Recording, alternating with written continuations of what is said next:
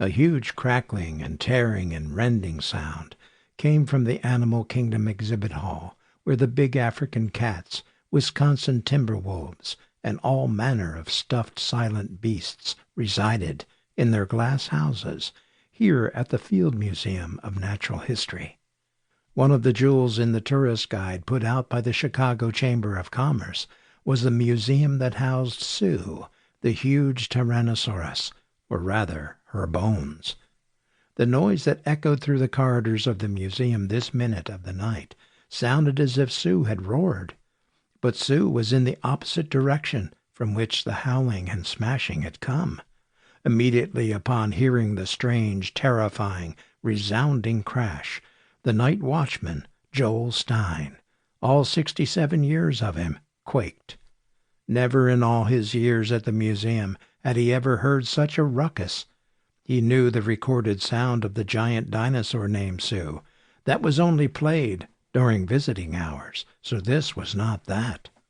The sound was not emanating from the dark mummy section, not among the other corridors. No, it was definitely coming from the Animal Kingdom Hall. But what could it possibly be? Who or what could be behind it? The next question came to his mind while he remained shivering as if in a chill Chicago winter wind coming off Lake Michigan. Has to be something some workman left behind, he promised himself. Maybe a scaffold not quite secured.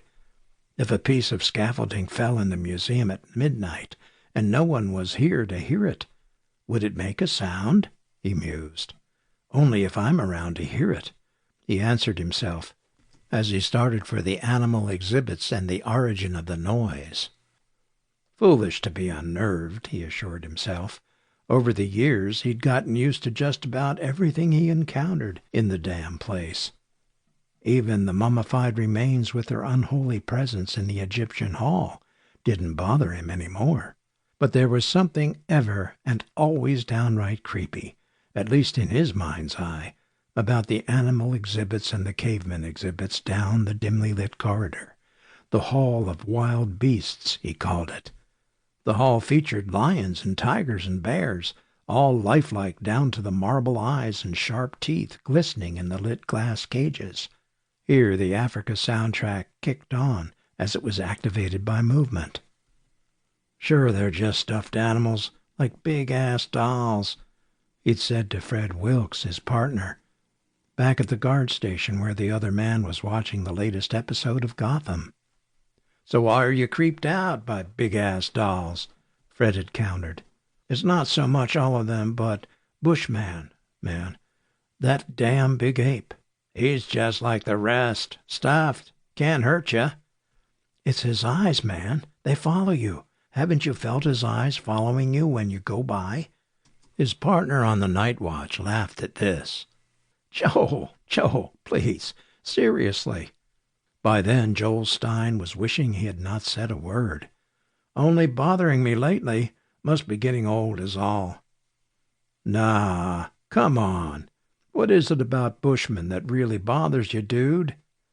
They said confession is good for the soul, he recalled having thought, and then he said, you know how the placard that talks about Bushmen says that his eyes kinda, supposed to follow you as you move from side to side at the glass.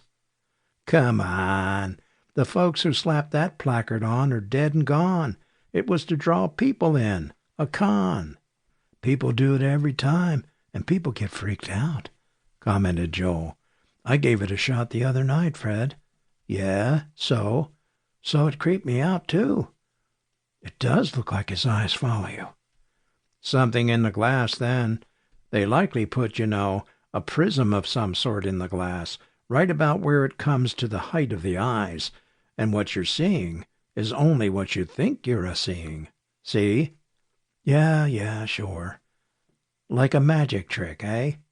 Logical explanation, but it's also those hands, the way they chopped his hands off and put them outside the glass, so you can put your hands into his to show just how huge those hands are.